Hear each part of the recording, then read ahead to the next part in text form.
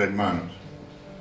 Oremos, Señor, te alabamos y te bendecimos y te glorificamos esta noche.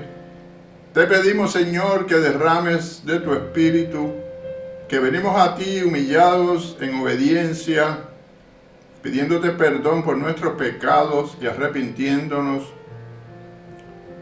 para que tu Santo Espíritu nos revele el mensaje que traes en esta noche, mi Dios.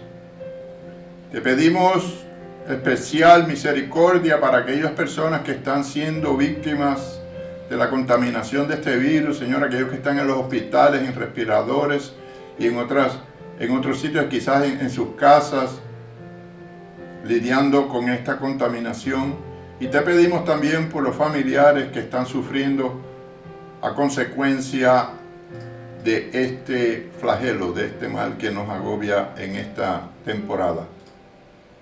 Señor, acompáñanos, danos de tu misericordia y de tu favor y gracia en el nombre de Jesús. Amén.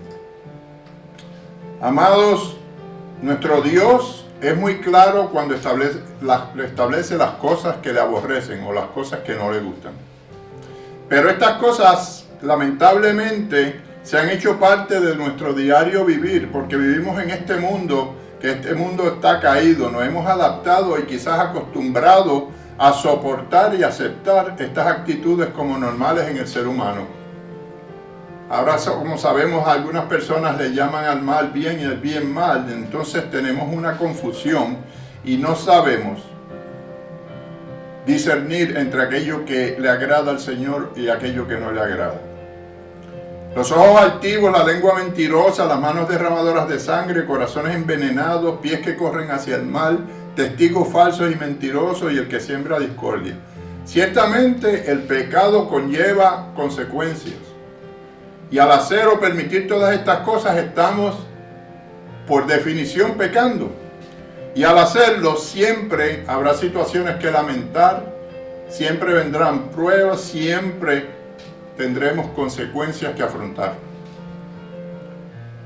Nosotros sabemos ya que varios profetas en el pasado habían profetizado esta plaga que nos acontece hoy, por la cual estamos pasando, y es asunto nuestro, y nosotros pues determinamos si creemos o no en esas profecías.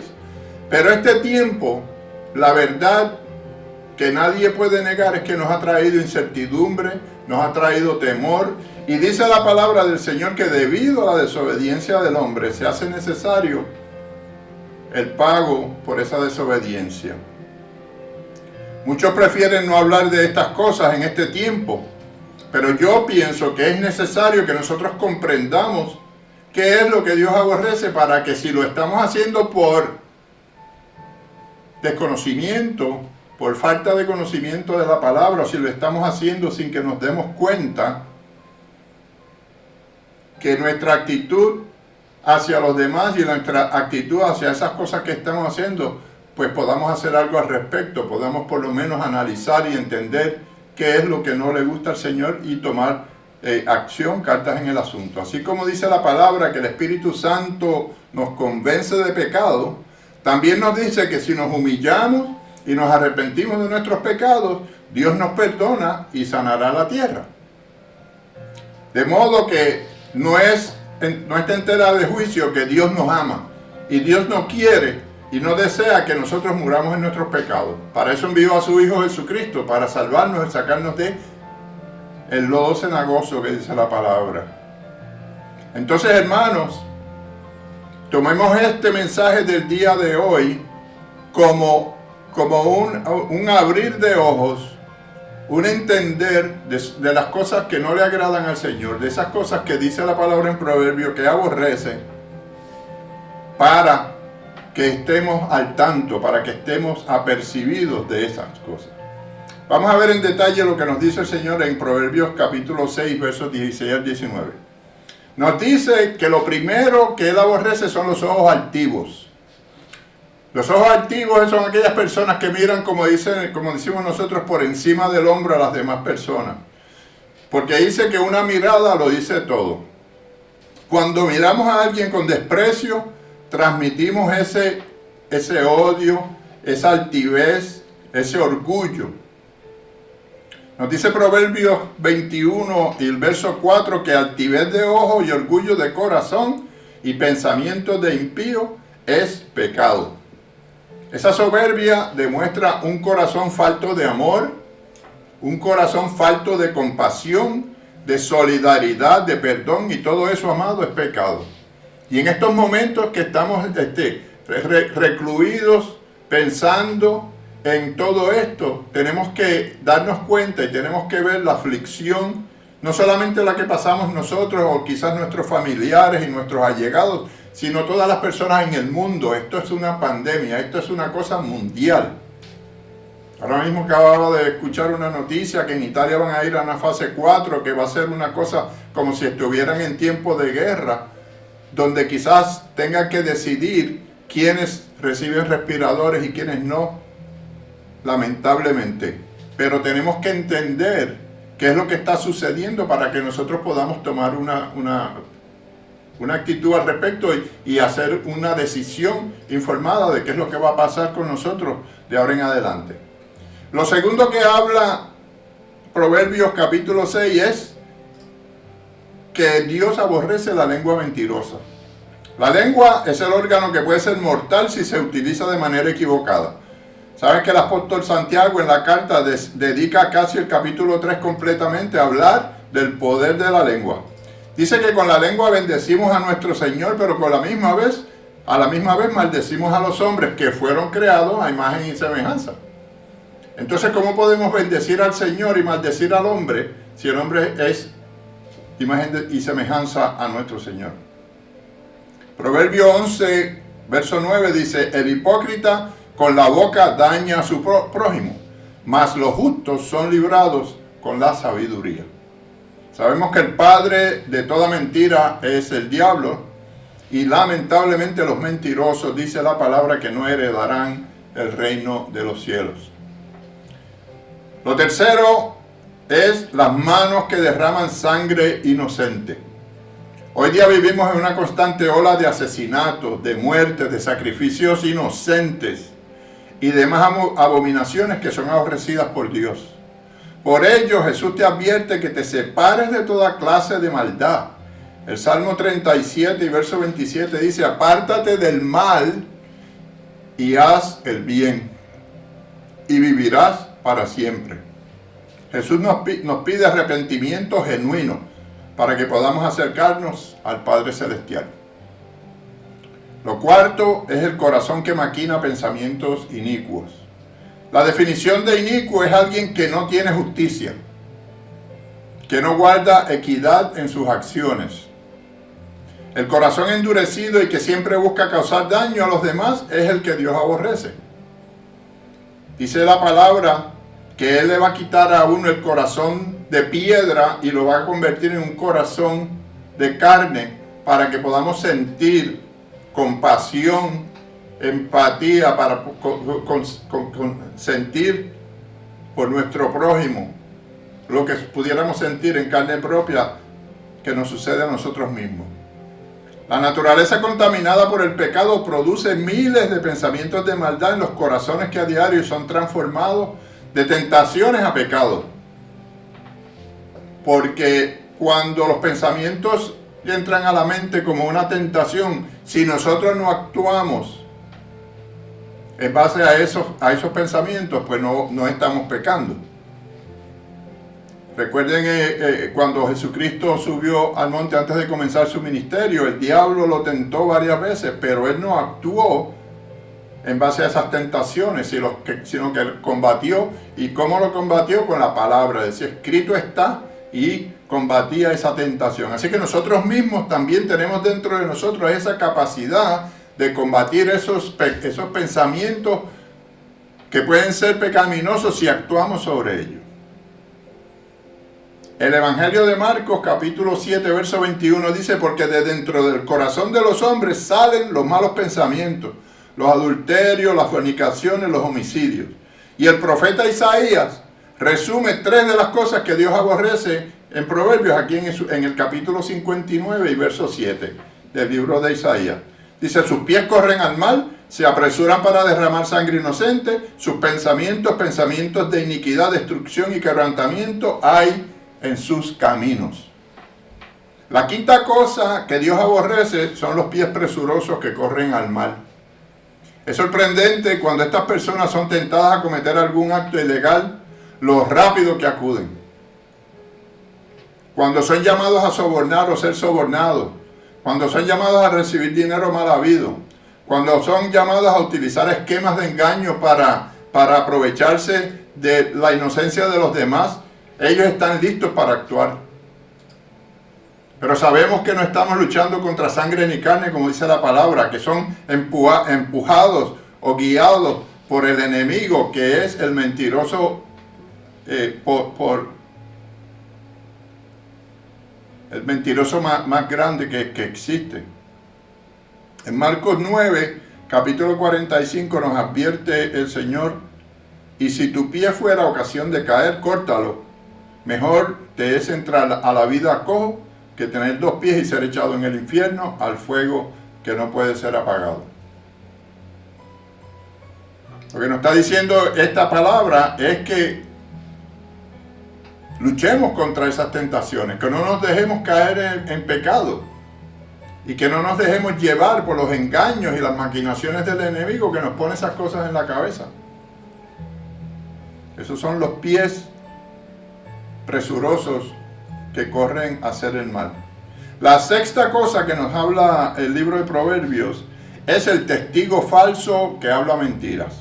Ya hemos dicho que la mentira trae consecuencias nefastas, porque dice la palabra que los mentirosos no heredarán el reino de los cielos. Pero si además de eso somos testigos mintiendo en contra de otros, seremos abominables ante los ojos de Dios. Debemos estar muy prevenidos de aquellos que distorsionan la palabra de Dios y que crean falsas doctrinas mintiendo y engañando, porque dice la palabra que en los últimos tiempos veremos todas esas cosas. Falsos profetas, personas que traen falsas doctrinas.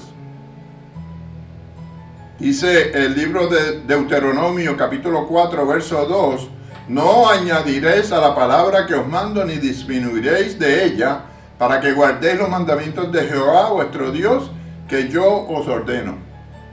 Nunca testifiques lo que no es. Cuando des tu testimonio, da el testimonio veraz, el testimonio de lo que el Señor obró en tu vida, pero nunca des un testimonio falso o no testifiques algo que no es. En Apocalipsis capítulo 22, versos 18 y 19 dice la palabra: yo testifico a todo aquel que oye la palabra de la profecía de este libro. Si alguno añadiere a estas cosas, Dios traerá sobre él las plagas que están escritas en este libro. Y si alguno quitare de la palabra del libro de esta profecía, Dios quitará su parte del libro de la vida y de la santa ciudad y de las cosas que están escritas en este libro. En otras palabras, están advirtiendo el apóstol Juan, que fue el que escribió el Apocalipsis, nos está diciendo que nos mantengamos veraces en nuestro testimonio, que digamos lo que dice la palabra y no nos salgamos, ni inventemos, ni le quitemos, ni le pongamos nada, para que podamos ser testigos fieles y verdaderos y no caigamos en lo que el Señor no le agrada. Y por último, amados, el Señor no solamente aborrece, sino que abomina. Dice el último verso, el 19. El Señor abomina a aquel que siembra discordia entre hermanos. Aquel que siembra discordia, no solo entre hermanos de sangre, sino también entre los hermanos de la fe, entre los amigos, entre los compañeros de trabajo. Estos solo tienen amargura y celos en sus corazones, sembrando discordia y odio entre los demás. Parece que sienten satisfacción creando unas situaciones a base de subterfugio, de mentiras, de murmuraciones. Sienten esa satisfacción de crear esa discordia entre las demás personas. La carta del apóstol Santiago en el capítulo 3, versos 14 al 16 dice: pero si tenéis celos amargos y contención en vuestro corazón, no os jactéis, ni mintáis contra la verdad, porque esta sabiduría no es de la que es la que desciende de lo alto, sino que es terrenal, animal y diabólica. Porque donde hay celos y contención, allí hay perturbación y toda obra perversa. En otras palabras, todo es parte de lo que el enemigo hace para tratar de separarnos de la presencia de nuestro Señor. Y para concluir, hermanos, estas son las 6 cosas que Jehová aborrece y aún 7 abomina. Es necesario conocerlas, como ya les dije al principio, para que meditemos sobre ellas. Y si encontramos algún rastro en nuestro diario vivir de alguna de ellas, reconozcamos nosotros en la intimidad y en la oración y en el discernimiento con el Señor y pidiéndole al Señor revelación. Si reconocemos algún rastro de alguna de ellas, que reconozcamos que es un pecado y que podemos entonces venir al Señor humillados y arrepentirnos para que el Señor nos perdone y nos reciba. Y así podemos experimentar esa transformación que dice la palabra que es necesaria para que el temor que sentimos ante esta plaga o cualquiera otra que pueda venir, sepamos que Dios nos protege y nos mantiene libres de ella. Debemos estar tranquilos. Ahora, si hay algo que nos molesta, si hay algo que nos inquieta, porque algunas de estas cosas que no son de agrado al Señor están en nuestras vidas o en nuestro entorno familiar, podemos hacer algo al respecto. Este es el momento preciso y el momento propicio para que nosotros, en comunión, en conexión con nuestro Señor, en nuestra casa junto con nuestra familia, oremos, ayunemos, para que la misericordia del Señor nos toque y así podamos ser redimidos y vueltos de nuevo al camino correcto. También debemos en estos momentos de intimidad, hermanos, con nuestro Señor interceder por aquellos que puedan estar haciendo estas cosas para que la misericordia de Dios los toque a ellos también y que ellos también se arrepientan de sus malos caminos. Dijimos al principio que Dios nos ama y Él no quiere que todos se pierdan. Por eso fue que Él envió a nuestro Señor Jesús al mundo para salvar y para buscar los que se habían perdido. En estos tiempos difíciles, dice la palabra que muchos abandonarán la fe. Y el Señor está consciente de eso porque lo dice en su palabra. Cuando las cosas se pusieron difíciles para Jesús, muchos le abandonaron y según dice el Evangelio de Juan, capítulo 6, versos 65 al 67, dice, y Jesús dijo, por eso os he dicho que ninguno puede venir a mí si no le fuera dado del Padre. Desde entonces, muchos de sus discípulos volvieron atrás y ya no andaban con él. Dijo entonces Jesús a los 12, ¿quieren acaso iros también vosotros?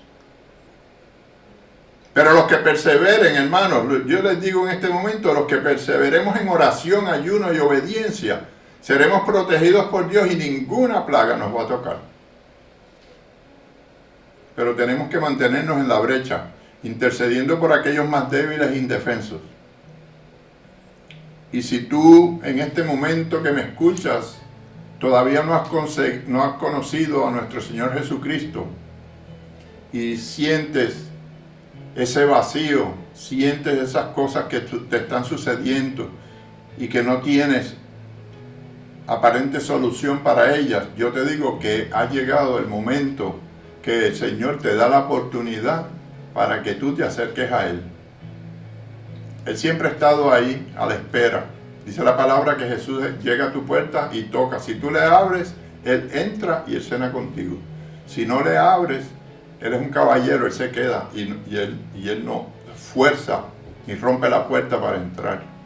Tú le tienes que voluntariamente darle entrada a tu vida. Y en este momento Él te está dando esa oportunidad. Él está tocando a la puerta tuya de tu corazón en este momento. Y si tú estás dispuesto a recibirlo, solo tienes que repetir esta simple oración conmigo. Dice, Señor Jesús, yo te abro mi corazón y te recibo como mi Señor y Salvador. Me arrepiento de mis pecados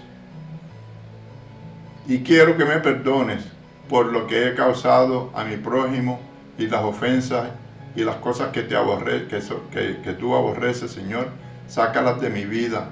Hazme una nueva criatura y escribe mi nombre en el libro de la vida. Ese es el compromiso que hago contigo, mi Señor Jesús. En el nombre de Jesús, amén.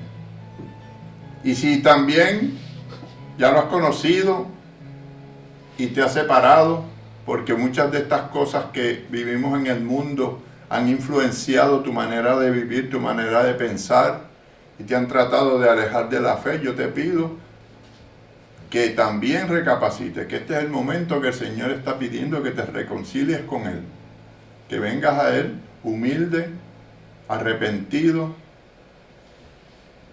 y obedientemente le entregues tu corazón nuevamente y Él te va a recibir con los brazos abiertos.